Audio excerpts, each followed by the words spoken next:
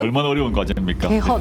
개헌을 통해서 윤석열 대통령의 임기 단축, 그래서 대통령 선거를 올 12월에 할 수 있다. 네네. 이런 전망을 내놓으셨는데요. 실제 그 가능성이 열릴 수 있을까요? 어떻게 전망하십니까?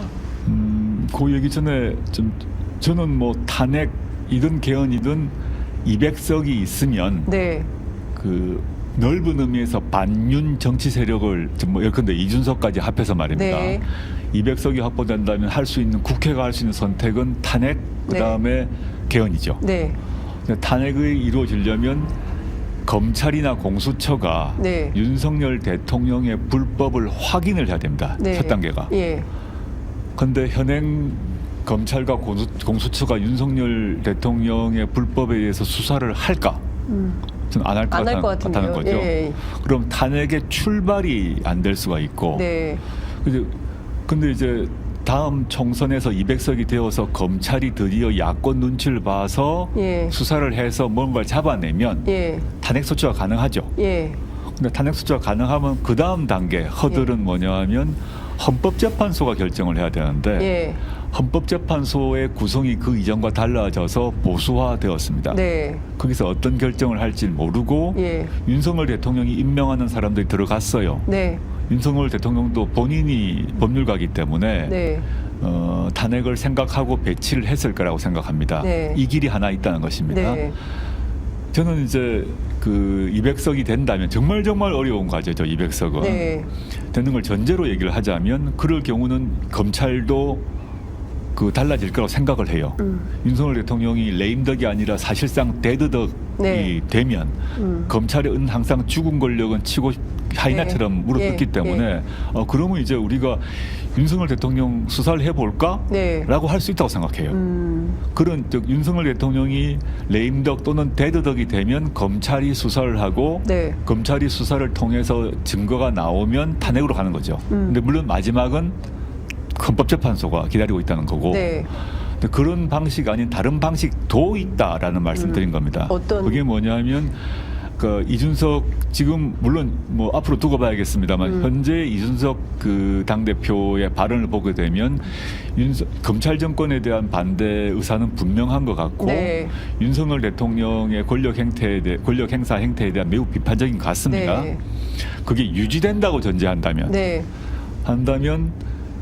개헌을 선택할 수 있죠.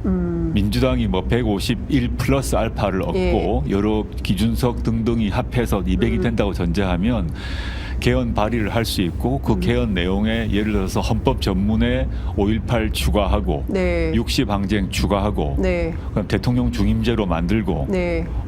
그리고 결선 투표제 할 수 있고 또 지방 분권공화국 뭐 예. 등등 다 네. 합의할 수 있는 최소한밖에 못 들어갈 겁니다. 예. 예.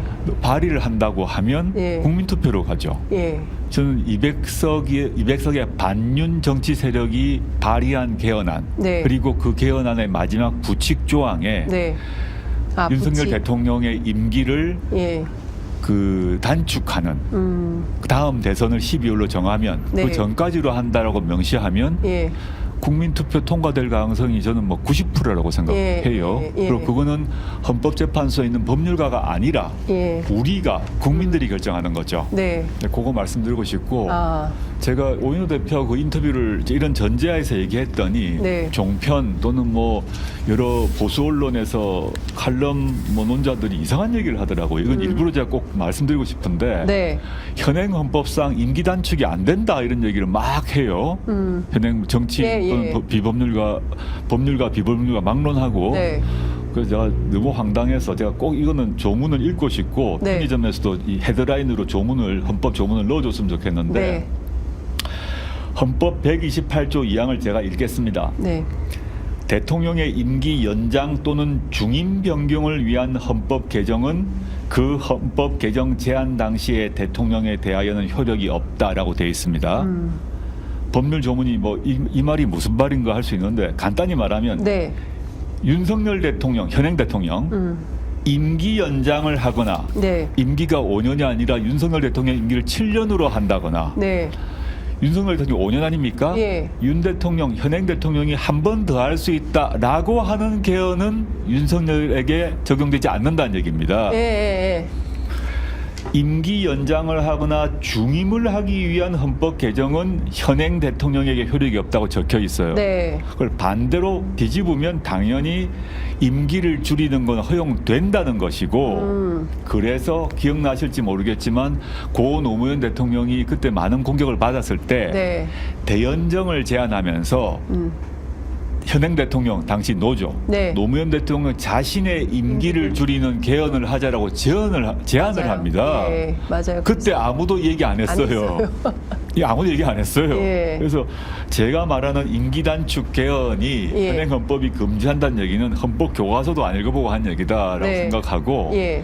저는 이제 200석이 되는 것이 전 좋다고 생각합니다. 예. 왜냐하면 앞으로 3년 반 기다리는 게 저 예. 개인의 정신 건강에 매우 나빠서 예. 또 우리 국민들의 정신 건강에도 매우 해로울 것 같습니다. 예.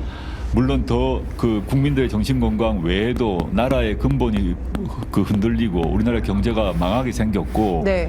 전쟁 위협이 높아지고 있기 때문에 그러한데 그러면 이번 총선에서 반윤 진영이 200석을 확보하면 네. 탄핵이든 또는 탄핵에 준하는 개헌 또는 네. 그걸 갖다가 이제 대통령 파면 개헌이라고 부르고 싶은데 대통령 파면 개헌. 개헌이죠. 예.